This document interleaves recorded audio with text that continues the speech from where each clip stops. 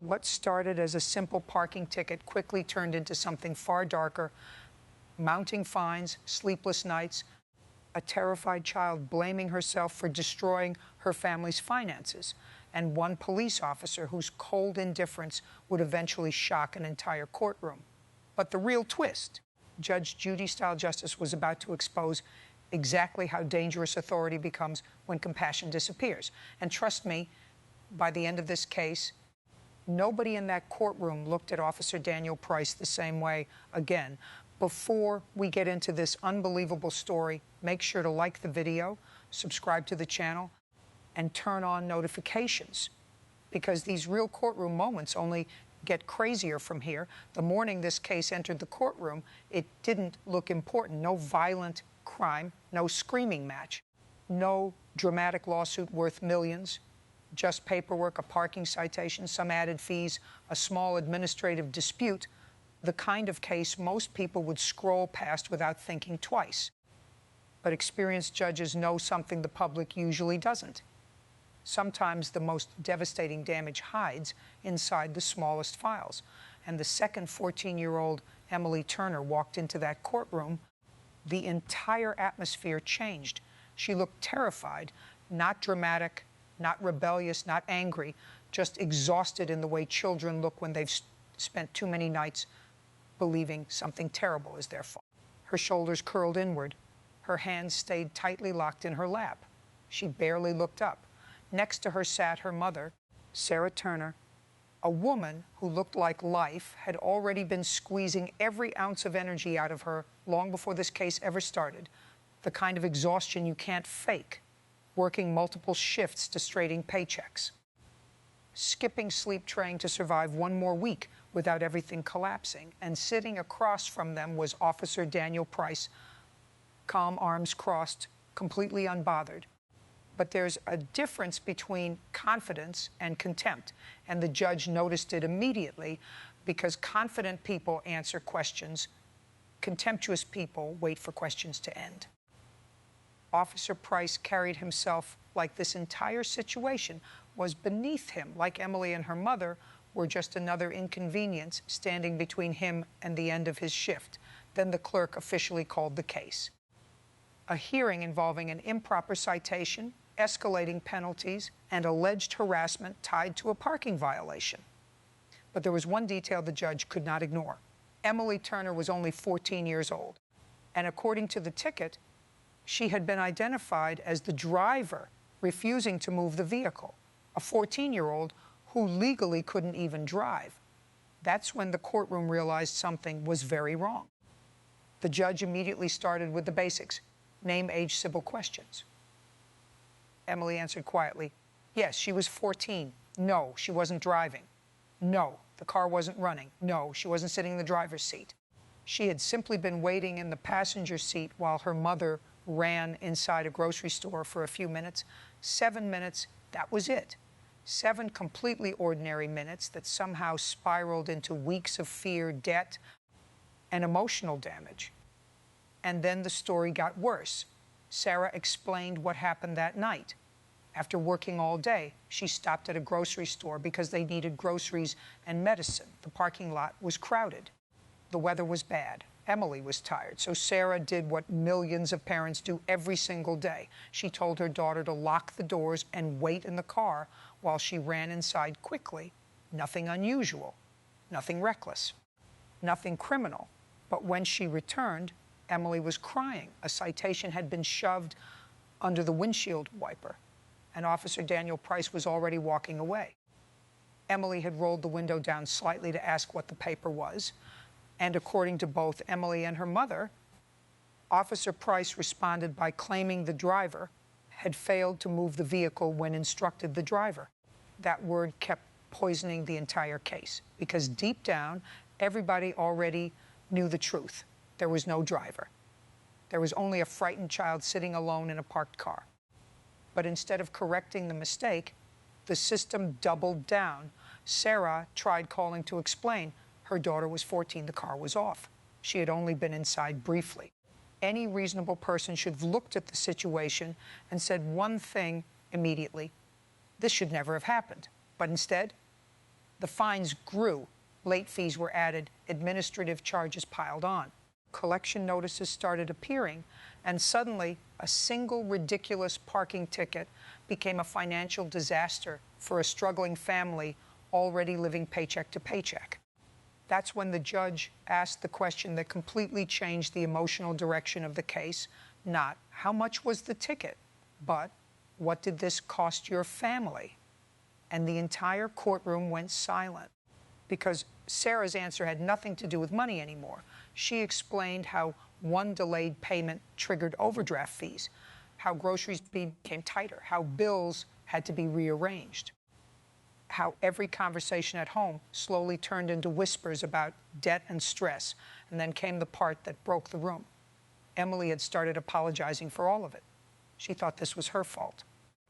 The child stopped sleeping properly, stopped drawing, started believing she had ruined her mother's life, and suddenly this wasn't a parking case anymore. It was a story about what happens when careless authority crashes into vulnerable people already hanging by a thread. Then the judge turned toward Officer Price, and that's when everything changed. Officer Price defended himself the same way people like him always do, protocol, just following procedure, just enforcing rules, just doing his job. But experienced judges hear that excuse every day because protocol becomes very convenient when somebody wants to stop thinking like a human being. The judge asked him directly, why would you issue a citation identifying a 14-year-old passenger as the responsible driver of a parked vehicle? His answer? The code didn't reference age. That single sentence told the courtroom everything. This wasn't confusion. It was indifference. And then the judge revealed something Officer Price clearly wasn't expecting. The court had investigated his history, and what they discovered painted an ugly picture. This wasn't an isolated incident. It was a pattern. Multiple citations in the same area, repeated complaints, repeated accusations involving vulnerable people, a disabled mother unloading groceries, a delivery driver collapsing from heat exhaustion, a pregnant woman who pulled over after becoming dizzy. And every single time, Officer Price hid behind the same language. Procedure, efficiency, brat toplak, brat. But the judge saw something much darker underneath it. Convenience, because vulnerable people are easier targets. They don't argue. They don't fight back. They don't hire attorneys. And children.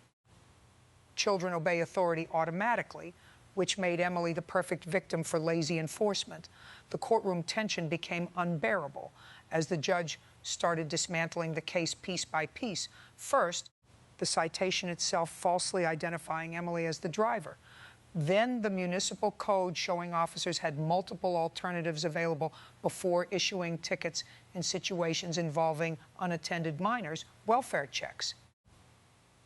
Warnings, supervisor review. In other words, Officer Price had several chances to act like a reasonable human being, and he ignored all of them because writing the ticket was easier. Then came the moment that completely destroyed Officer Price's credibility. The judge stopped him mid-explanation and said, the driver was not unavailable. The driver did not exist.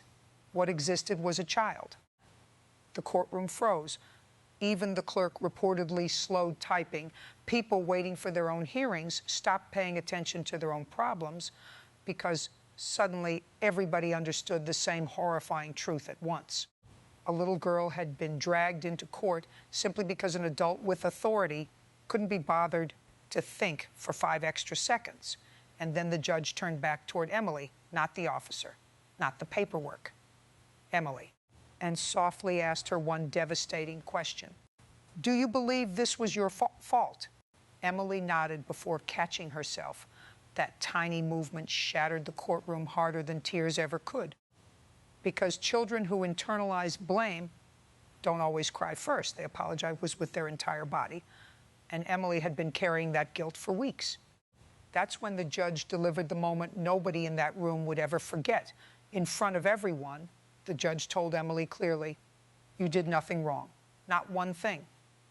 She obeyed her mother. She stayed where she was told. She waited patiently.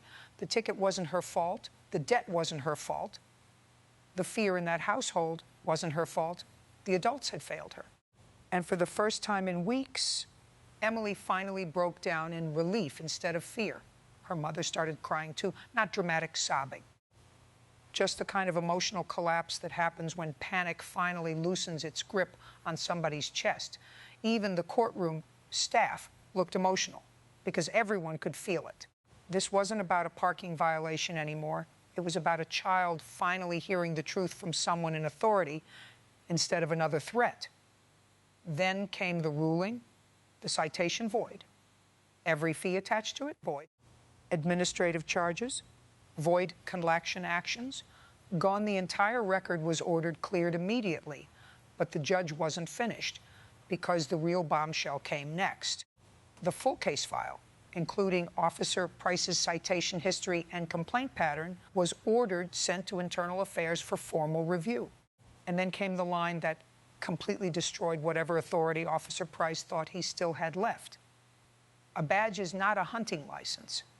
The room fell dead silent because everybody understood exactly what the judge meant. This wasn't law enforcement. This was power targeting whoever looked easiest to punish. And Officer Price finally started looking different, smaller, less confident. That arrogant posture he walked in with suddenly stopped working once the courtroom saw the truth underneath it. That's one of the few things a courtroom can still do. Strip away titles and leave a person standing alone beside their actions. But strangely enough, the most emotional part of the story happened after the ruling. The judge asked the courtroom staff to pause before calling the next case. No rushing, no pushing the family out the door. Just one quiet moment for Sarah and Emily to breathe. The bailiff brought them tissues. The courtroom stayed still because sometimes the smallest acts of dignity matter most after people survive public humiliation. And then came one final detail that made this entire story unforgettable. Weeks later, Sarah sent the court a short note. Nothing dramatic, just one sentence. Emily started drawing again. And honestly, that sentence says more than the entire legal file ever could, because for weeks, a child stopped feeling safe enough to simply be a child, all because one careless officer decided paperwork mattered more than judgment. That's the terrifying thing about authority used without compassion. The people causing the damage often call it minor, but struggling families feel it everywhere, in their sleep, in their meals, in their silence, in the way children start blaming themselves for adult failures. And that's exactly why this case exploded beyond a parking ticket. It became a story about the difference between enforcing rules and understanding people. The judge understood something Officer Price didn't. Public service is not measured by how many citations you hand out. It's measured by judgment, by decency, by knowing when the law is supposed to protect people instead of crush them. And for one frightened 14-year-old girl sitting in that courtroom, justice finally sounded like this. You did nothing wrong. If this story shocked you, let us know what you think in the comments below. Did Officer Price deserve the investigation? Have you ever seen authority abused this badly over something so small? And if you enjoy courtroom drama, justice-served stories, and viral Judge Judy style cases where the truth finally comes out, make sure to subscribe, like the video, and watch the next story on the channel, because trust me, the next case might be even crazier.